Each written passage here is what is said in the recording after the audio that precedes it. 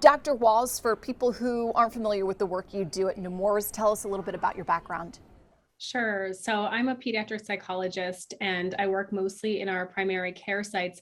And I see children all the way from really young children up through our late teens and really address all sorts of emotional and mental health issues here. We're talking to you today because of what happened in Texas yesterday. First thing, give us your reaction as a pediatric psychologist. When you saw this, yet another school shooting, and this one so severe, what was your immediate reaction? Sure. So, I think as a psychologist and at Nemours, our biggest concern is about the health of children overall. And really, one of my hopes is that what we can do here is help parents to really talk about how to handle things, especially these tragedies when they happen, because we know that kids are going to have reactions to this. And that's really normal. So, my hope is really that we can help parents and adults in kids' lives understand how to best handle these things. If you're a parent, what do you say to your children? I imagine that it may differ depending on the age of the child. Yeah, that's a great point. So the first thing is to start the conversation. And I really encourage parents to find out what your kids already know. I think we have learned that kids learn, little kids in school, they hear things. Our older kids are on social media. And so the very first thing that I want parents to do is ask, what have you heard today? What is going through your mind? What might you be thinking about? And kind of let them start that conversation. Most of our children have at some level heard of this. And you're absolutely right that we want to be developmentally appropriate. So for some young kids, they just want to know, am I safe, right? And for some of our older kids, they're going to have a lot harder questions for us about how to process some of these events. So it really depends on their age, but your job is to listen, to hear them, and you can gently correct information if it's just factual information that's wrong, right? And when your kids ask you questions, the goal is to give them really straightforward answers. And again, for our little guys, that might be something like, yes, remember mommy and you talked about that there are these few things we do at home or in school to keep safe. And for your older kids, it might be, tell me why you're asking me that question. What can I do to help you feel safer?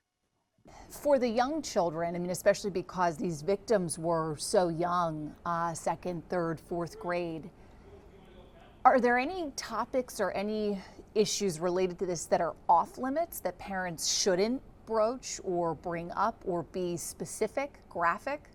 Yeah, absolutely. That's a great question. One of the biggest advice pieces that we give parents is to really limit media exposure.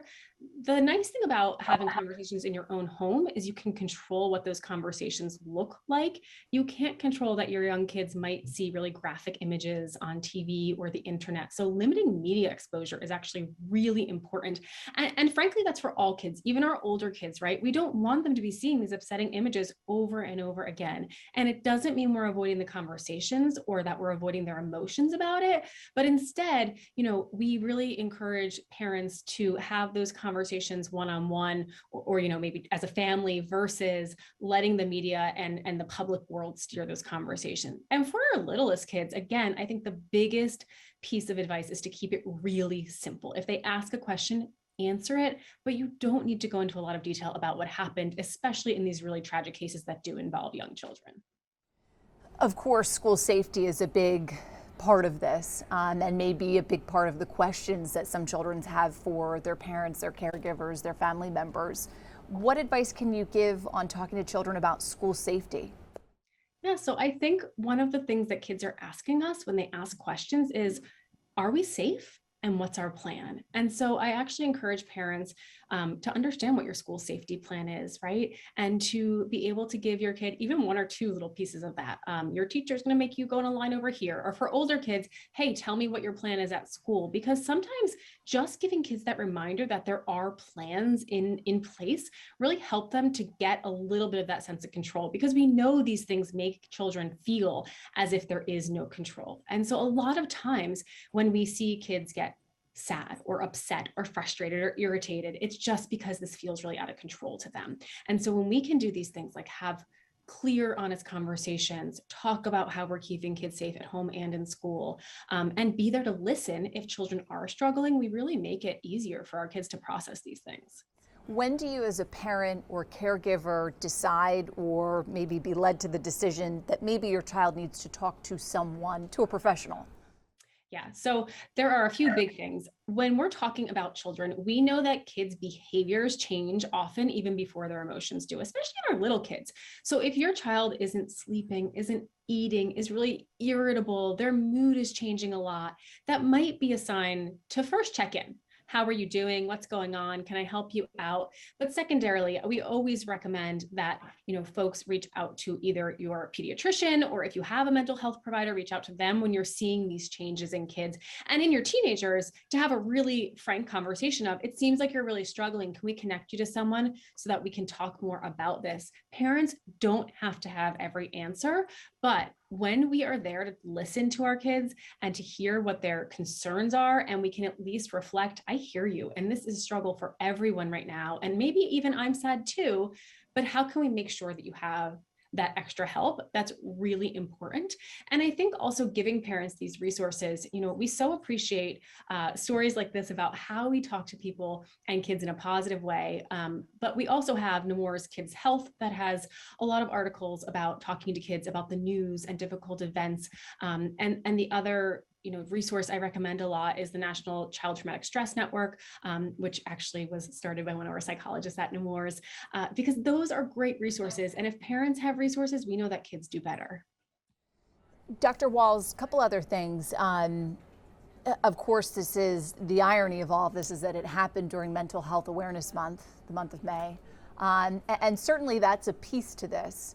And I wonder, how does that fit into the conversation between parents and children in talking about the child's own mental health and perhaps what they may be seeing among their classmates, their friends?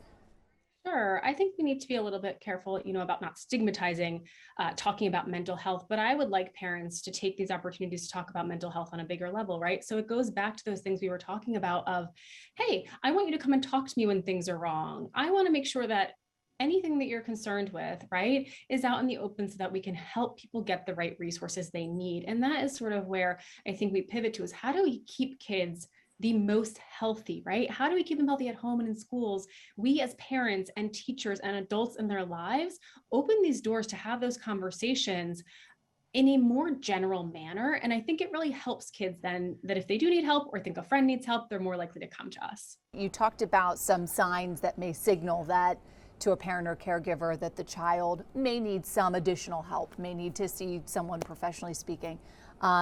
Any other kinds of signs, that there may be something deeper going on, that this may be having a sort of a deeper impact on their lives that they may not be able to shake so easily, for lack of a better way to put it? Yeah, I think what we can expect is that some kids will have a more severe reaction than other kids. We know that in general, kids react really differently to things. But I also think it's important to point out that when kids first hear about these things, it's really human to feel sad or stressed or grief, right? Or anxiety or anger. These kids are people. So we have to expect that they're going to have some of these regular reactions. And I think that if parents are concerned and don't know what to do with those things, right? I don't have the tools as a parent maybe to deal with those, then I think it's really a great and appropriate time to reach out for further resources, because it never hurts to get that extra support. And what we know about in general, kids who sort of struggle with really stressful events, whether it be a shooting or something else tragic, is that as soon as parents start talking about it with them, they actually feel better almost immediately, because someone is talking to them and they're not alone in it. And then we can help them get the right resources. So I would really encourage parents, if you're concerned at all, right? If you feel like my kid is having a really hard reaction to this, reach out to your pediatrician, to your mental health provider. Read the right resources like I referred to before, because it really does help if we can offer kids those resources and really kind of go along for the ride with them, saying, it's okay, you're having this reaction, but let's figure out together what to do with it. Part of this on some level is teachers. I don't know if you can speak to that at all, the stress teachers may be feeling, the stress that children may be perceiving in the classroom from their teachers. Yeah, I think I look at teachers as caregiver extension, right? So they are with our kids a lot. And I think it's really fair to think they might also be having a really difficult time with this. And I think the same advice goes for teachers, right? I am not an adult psychologist, but if we're having trouble sleeping, eating, struggling with other things, I really encourage teachers to reach out and use the resources they can as well.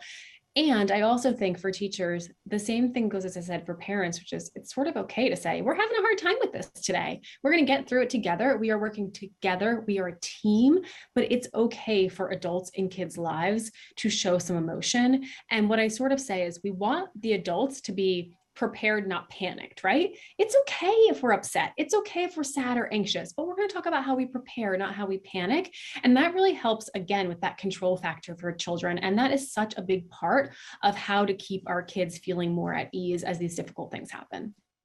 Great. Dr. Walls, is there anything you want to touch on that we haven't talked about?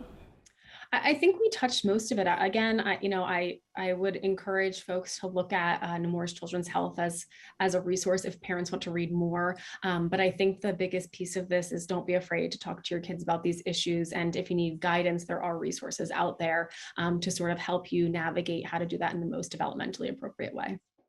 Dr. Meghan Walls, pediatric psychologist with Nemours Children's Health. Thank you so much for taking the time. We appreciate it.